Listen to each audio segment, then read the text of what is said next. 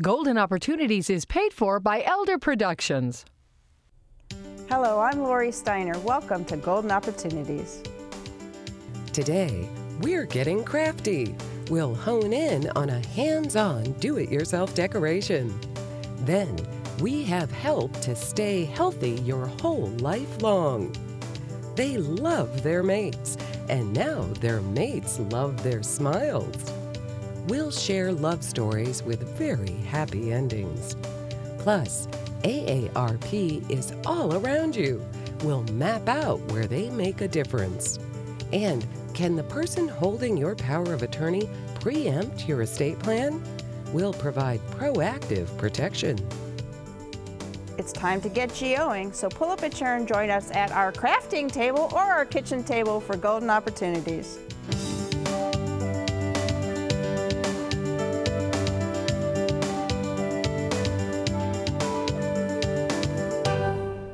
It's the time of year where we're often indoors trying to keep warm. So why not use that time to throw together a fleece throw?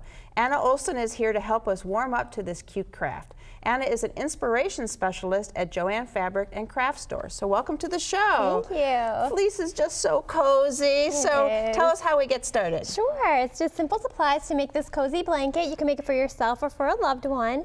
We have yarn, heat and bond, iron, scissors, a rotary cutter, which I'll explain later, plastic needles, which are fun and friendly, pins, ruler, cutting board, and a template. And to get that started, that's how we begin our project. You want to get a template of the monogram for the person you're going to make your gift for, or yourself. Okay, so I hope there's no lot of sewing, because that's really not my forte. No, there's not. And this is what's so great about it. All you have to do is cut this out of the fabric, put it on a heat and bond, and it basically like glues it to your fabric. So the decorative, it's just decorative stitching. That's the sewing part. So all you have to do is you take your template, you can pin it to your fabric, just a couple pins, nothing too crazy. Cut it out, and once you cut it out, you're going to be left with your monogram. So you have it like this. Okay. You put it on your heat and bond, and you iron it on. Okay. Once you iron it on, it's so simple. So there's two sides to the iron. You just peel the back side off, and that's when you add it to your fleece. You just stick it on right on. You just stick it right on. We're going to pretend it's right there. You iron it on, and it basically like glues it to the fabric. So that's how you avoid the actual sewing on this thing. That's right, exactly, which is nice. And then you can enhance the design by doing some decorative stitches. You'll see over here on the completed one, I have a loop stitch that I did, which is the same here.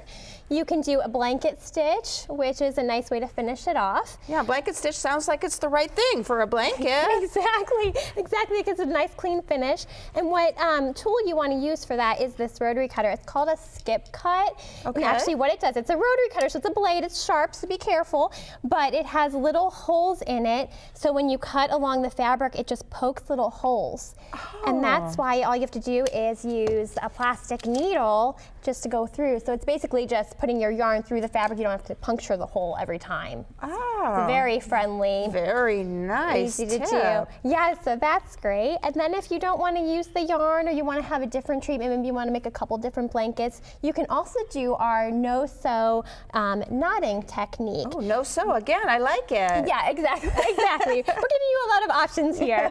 And all you have to do for that is just take two ends. So you cut a little, about 2.5, 3 inches of your fabric at the end of it. You just tie a knot. That you use scissors for? Oh yes, sorry. Yes, you use scissors for that. Yep, so you just lay out your fabric, you just snip all the way down the edge of it. You just tie a little knot. I usually double knot, or like knot it so it doesn't unravel. And then voila, you just have your finished little knotted end. And it turns out like this one is. It does, and it's great for any age too, so you can do it with your family members, with your grandchildren.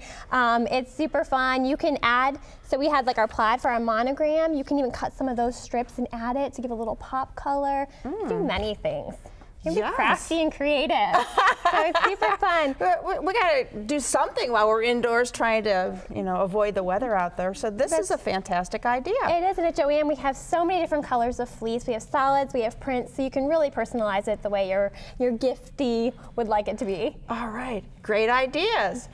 This winter, as you hibernate, make it a habit to create a few clever crafts, like this weather-worthy fleece blanket. For the instructions and more great craft ideas, use the information that's coming up next. My thanks to Anna for making it look so easy. Thank you. For more great craft ideas from Joann Fabric and Craft Stores, call 1-888-739-4120 or visit www.joann.com. Next, a healthy relationship. But first, the Los Angeles Police Department has created a computer program to help solve homicides, and its name makes for an interesting acronym. Any ideas on what they've designated this software detective? We're on the case, and we'll clue you into the answer when we return. Right now, the trusted experts of University Hospital's Seidman Cancer Center and the most advanced cancer-fighting technologies are in 17 community locations. That's leading-edge care, where you're most comfortable. That's UH Seidman Cancer Center. Right now, proton therapy, a revolutionary treatment for many types of cancer, is available for the first time in Ohio, and only at University Hospital's Seidman Cancer Center. That's the future of cancer care. That's UH Seidman Cancer Center. The LAPD assigns a hitman for assistance in unmasking murderers. Hitman is the name of their specialized computer program and stands for Homicide Information Tracking Management Automation Network. Together, officers and IT work to successfully close homicide cases. Have you heard of the ACO at UH? Dr. William Steiner has joined us here in the University Hospital's Broadcast Center to decipher just what those letters stand for and why they spell out better patient care. Dr. Steiner is the president and medical director of the Accountable Care Organization. That's the ACO part at University Hospitals. That's the UH part. So welcome to the show. Glad to have you here. Thank you very much for having us. So what is an Accountable Care Organization, and why should patients really care about that? Well, the Accountable Care Organization at University Hospitals actually started in 2011, was one of the first in the country. We now care for over 300,000 patients, and by one of the last accountings, we're the 5th largest in the country. Wow. Our goal is to promote and support health care for our patients and to help coordinate that care between the patient and their physicians as well as their other health care professionals. Okay. And so what areas do you concentrate in then? Well, we, as I say, help coordinate that, but we have everything we do is with the so-called triple aim of healthcare in mind. That is to improve the quality of patient care, improve the patient experience with their health care, and lastly, improve the cost effectiveness as well. Okay, and you must have to be proactive when you're doing that. Well, we do. We actually have a fairly large staff. There's almost 50 people in the ACO. Wow. And you need that for 300,000 You do. patients. The largest number of those people within the ACO are what we call patient navigators. And they do just what their name implies. They help the patient navigate through what sometimes can be a daunting system, particularly when they're ill. Many of those patient navigators are actually in the doctor's offices where they may meet with the patients either before their appointment or after their appointment. They may help them schedule an appointment with a specialist, whether it be at the Seidman Cancer Center or some other specialist in one of our Institutes of Excellence. They may help them find places to get their medications. They assist the patients in a whole variety of ways. In addition to that, we also have nurse care coordinators. Now, they work centrally in our main office, and they contact people primarily through the phone. But they help contact or touch base with every single ACO patient who comes out of the hospital. We try to have them meet or talk with the patient at least 24 to 48 hours after discharge. They also talk with every patient who comes out of the emergency room, even though they weren't admitted.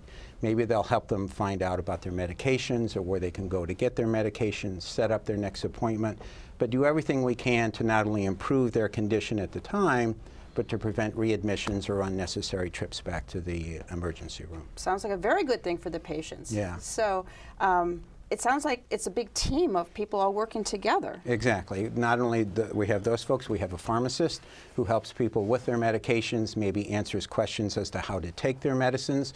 As you well know, particularly some of our older patients may be on quite a number of medicines, 5, 6, 8 different medications. They get confused. They don't know how to take the medicines, what interactions.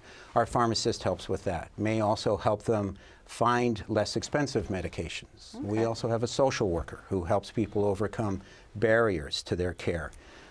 We had just a really tremendous example just a few weeks ago, right before Christmas.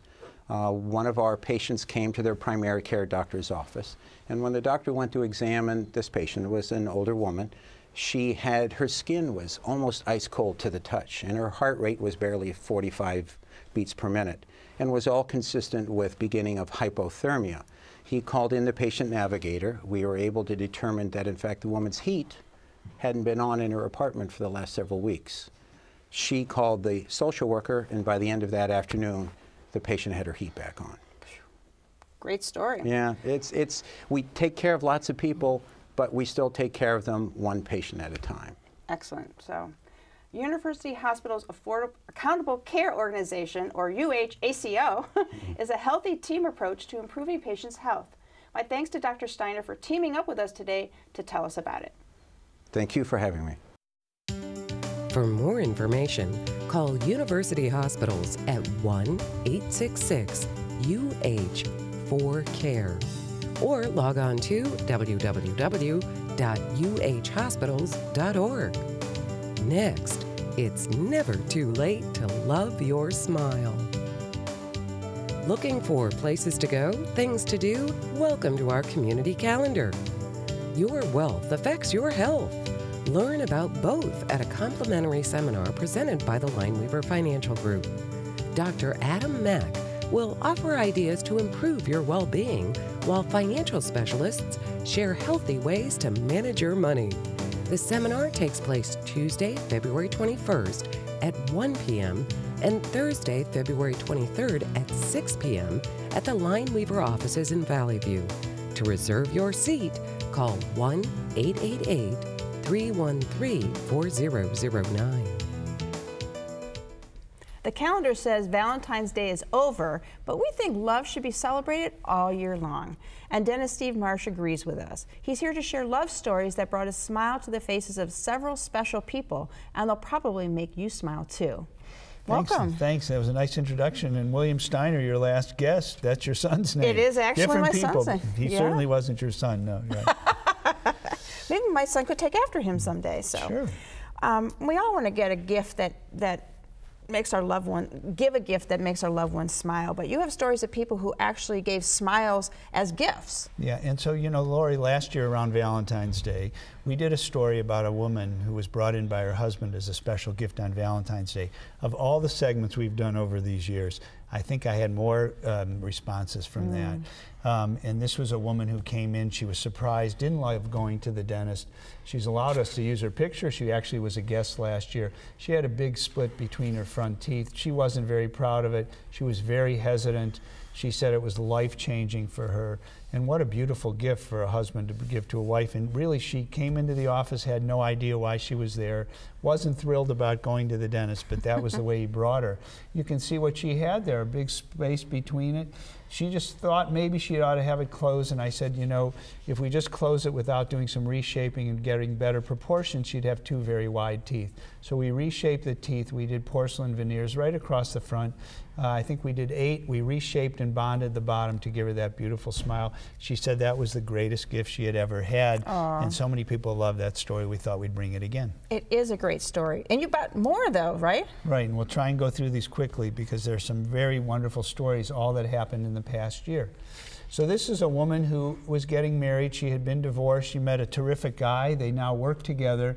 She really was ashamed of her teeth. She said, when I have my wedding pictures taken, I'm not going to be very proud. And with his support, she came in. He brought her in. We discussed it. Very, very bright people in the computer industry, and gave her this beautiful white smile. It's a different camera, so it gives you a little different look. But she wanted bright, she wanted proportions. And again, without braces, we were able to do that in just 2 appointments. She was thrilled and is really thrilled for her upcoming wedding. So Lori, it isn't always husbands and wives and all these other stories. This is a story of a daughter brought her mom in. Her mom was 90 years old.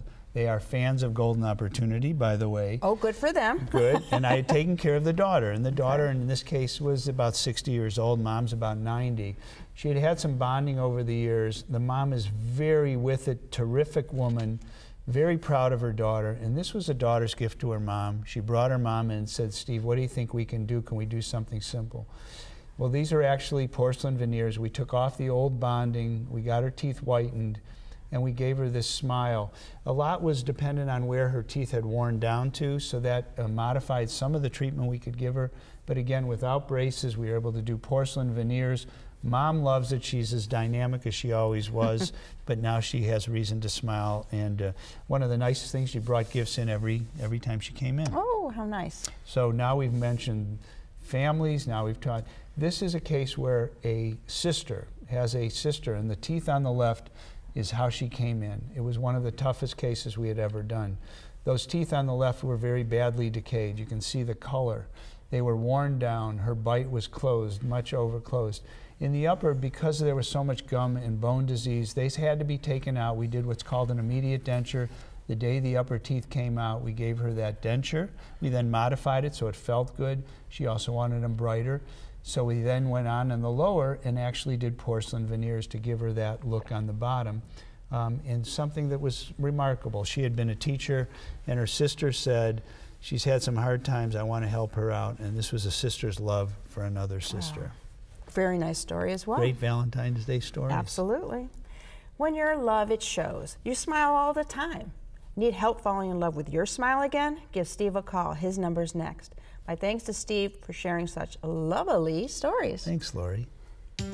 See what Dr. Stephen Marsh can do for your smile by calling 440-461-1003 or visit www.clevelandsmiles.com. Next, do you know AARP? It's time to get up and go, an exercise segment on Golden Opportunities. Hey everybody, it's Mike Carbon from Breakout Fitness. Today I'm here to show you how to work those triceps in the back of the arm, the ever important muscles that help us push the shopping cart and even the shovel this time of year. You ready to go? Oh, no more shoveling. That's right, all right. So we're gonna do a single arm overhead extension. We're gonna start by cradling the dumbbell at the back side.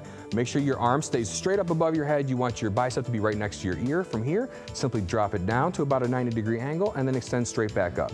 We're looking for 12 to 15. You want your elbow pointed forward as much as possible. Slow and steady and breathe. How you doing? Good, I just don't want to drop the dumbbell. Yeah, don't drop. You don't want to hit yourself. Make sure you keep fluid motion. Excellent. All right, everybody, 12 to 15 repetitions. Make sure you do both sides. And now it's your turn to get up and go. Looks good. For your copy of the exercise booklet, send $1 for postage to Golden Opportunities, 6105 Parkland Boulevard, Suite 140, Mayfield Heights, Ohio, 44124. March 1st, a new law will take effect in Ohio that will help make at least one part of caregiving a little easier. Doug Tayek is here to explain this new legislation and how it will impact hundreds of thousands of caregivers here in our home state. Doug is the Associate State Director, Outreach for AARP Ohio. So welcome back to the show. Thanks for having me, Lori. Always great to be here. Something that helps caregivers. We are all for that. There's so many caregivers in Ohio, and they sure could use some help. Right, and that's the reason behind this law. There's about 1.5 million caregivers here in Ohio. And when you add up the time that they give to their family, to their friends, it's about 1.3 billion hours. It's billion with a B. And they do this for free, and they do it because they're, a loving family member or friend or just a neighbor. And when you add up all that, when you add up all that time and all that that opportunity, it adds up to about $16.5 billion in free economic benefit to Ohioans across the state who are in need of some sort of care. And we realize that this is a very difficult job. It's a very tough thing to do. And so AARP, we are committed to doing as much as we can to help caregivers in the state. How will the new law do that? So the Ohio Caregiving Act is the name of the law. And it recognizes that caregivers play a very critical role in the care and the health care of the person who's being of the patient. And so through this, it'll strengthen the ability for caregivers to provide resources, information, and have what's necessary to take care of their loved one. And so the important provisions of it, caregivers are added to the electronic medical record, and so they can access the same information as the patient. The caregiver is notified if a patient has been discharged or is going to be moved in the hospital. And finally, the facility has to work with the caregiver to instruct them on medicine information, any sort of device complications, things of that nature, so that the caregiver really has all the information possible to take care of their family member or their friend. And all of that is really important, and it wasn't happening before? No, it was not. Recently, through our research and studies, we found that most patients, so about 70%, do not have any kind of home visit from a clinician or a healthcare professional after they've been discharged from a facility. And also, about 46% of family caregivers end up providing some sort of medical assistance, some sort of nursing or they're not really trained for. Right, exactly. It's you and I, and neither of us are caregivers. Exactly. We're not medically trained, and so that's who's picking up the slack, and that's who's taking this on. So.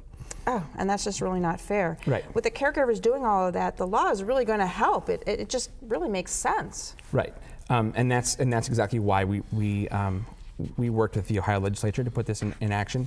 It's a great example of the right stakeholders and the right people coming together to say this is good for Ohioans, and really, it's really crucial, and it's important for us to arm caregivers with the resources that they need. And so, we're very thankful for the legislators who have moved this through, specifically Speaker of the House Cliff Rosenberger, State Representative Sarah LaTourette, and State Senator Peggy Lehner, all who were very key in moving this forward through the House and having it pass unanimously and signed by Governor Kasich. And so it starts March 1st, and we're excited for all of the resources and benefits it will bring to caregivers in Ohio. All right, very great information. The Ohio Caregiving Act goes into effect March 1st, and with it comes critical information and instruction for the tireless caregivers who are helping their loved ones. My thanks to AARP for their efforts in making this law a reality. My thanks to Doug for joining us today to share this good news.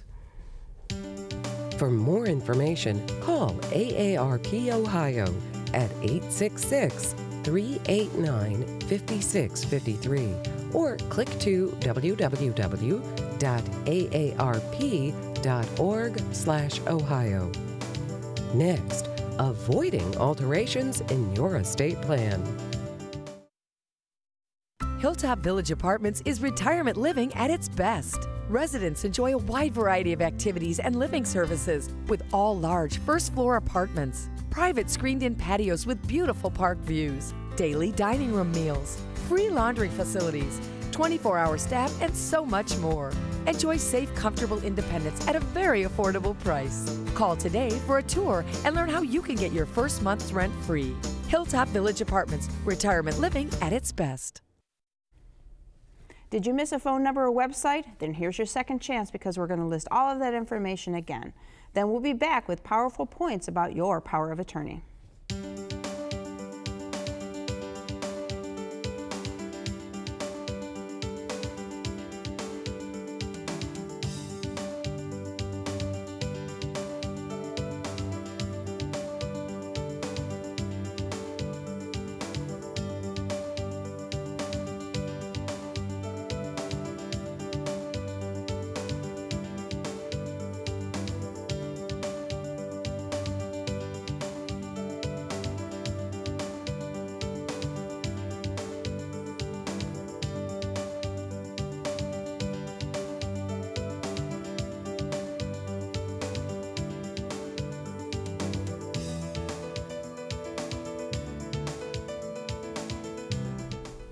You go to your attorney and set up your estate plan. A recent case decided by the Ohio Court of Appeals shows that unless your documents are drafted properly, your power of attorney can be used to change your estate plan. To discuss this recent case and how to protect yourself is my law partner, Michael Solomon. So welcome back. So how can somebody change an estate plan without your consent? Well, normally they can't. Most people have a will, maybe they have a trust, but another document most people have is a durable power of attorney, sometimes called a financial power of attorney. And depending on what you put in that document, it could have a result that you might not like. Now, we've discussed power of attorneys on the show before, so what powers in this document allows people to change your estate plan? Well, there are two I want to talk about. One is some people have in their power of attorney the right of the power holder to change the trust documents or to actually make a trust for them, even without the person's knowledge. So that, I don't use that often, but that's a very big potential problem. Okay, what's the second power to be careful about? This one is more often. Many times people put in the power of attorney the ability of the power holder to give away your assets to other children, nephews, nieces, family members. And they can do this, and they can change beneficiaries. So one example might be, let's say you have a deed in your name, and you've named your son the beneficiary, the transfer and death affidavit. We've talked about that on the show. But the daughter has the power of attorney, and she changes the beneficiary of the deed. Mom dies, daughter inherits the property, and there may be very little that the son can do about it. There's that case I just mentioned in Ohio that addressed a situation just like that. Did it have a fair outcome at least? Well, it had a fair outcome after 3 years of litigation, a whole bunch of legal fees. And in this situation, grandma named her granddaughter the beneficiary of a deed, named her daughter the power holder. The daughter changed the beneficiary and then eventually just transferred the deed to herself. Eventually, the granddaughter sued her mom for what's called tortious interference of inheritance, a big word, and she actually won. The granddaughter did win, got the real estate back, of course had to spend all that time and money on that. So it was a fair result, but maybe the planning was a little weak. All right, so sometimes those powers are necessary, you know, for Medicaid and things like that, but you got to be careful. Make sure you understand your documents so your wishes are followed. If you're a beneficiary on the wrong end of a power of attorney, look into your rights. If you have any questions about this, call Mike. The number's next. Call Solomon, Steiner, and Peck at 1-888-236-5173 for more information or to schedule a speaker for your organization. Or log on to www.ssnplaw.com. Thanks for joining us. On next week's show, we'll boast about why 3 buckets are best for managing your money. Then we'll have a top 10 list of wonderful winter workouts to keep you in shape while you're stuck indoors. And find out how you can join in a celebration of breast cancer survivors. But until then, please remember to make the most of your golden opportunities. If you'd like to join our kitchen conversation, visit our website, www.goldenopportunities.tv. Like us on Facebook. Call us at 440-742-GO-TV or email us at kitchen@goldenopportunities.tv. We'd love to hear from you.